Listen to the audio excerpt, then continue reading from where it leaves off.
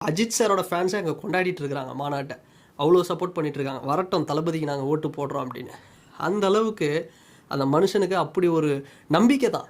ஏதாவது ஒரு மாற்றம் வராதா 2026 அப்படி ஒரு நம்பிக்கை. ஸோ ரொம்ப நல்லா இருக்குது. அதுதான் இந்த குட்டி குட்டியாக இந்த விமர்சனம்லாம் பண்ணிட்டு இருக்காங்க பார்த்தீங்களா.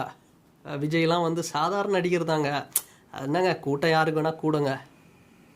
இந்த மாதிரி ஒரு கூட்டம்லாம் கூடுறது உண்மையாகவே ஒரு வரம். எல்லாராலையெல்லாம் முடியாது, சிலரால் மட்டும்தான் முடியும்.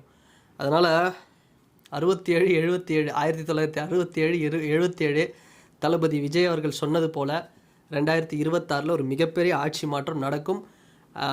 உண்மையாக அந்த மக்கள் விரும்பும் முதல்வர் வேட்பாளர் உங்கள் விஜய் அப்படிங்கிறத கண்டிப்பாக வந்து சாத்தியப்படுத்துவார். இன்னும் படமே ஸ்டார்ட் ஆகலையா? ஐயோ, அதுக்குள்ளே இவ்வளோ அலப்பறம் நடந்துக்கிட்டு இருக்கு.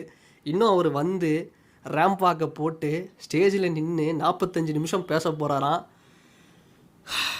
சத்தியமாக சொல்கிறேங்க, ஏதோ playoff IPL play off.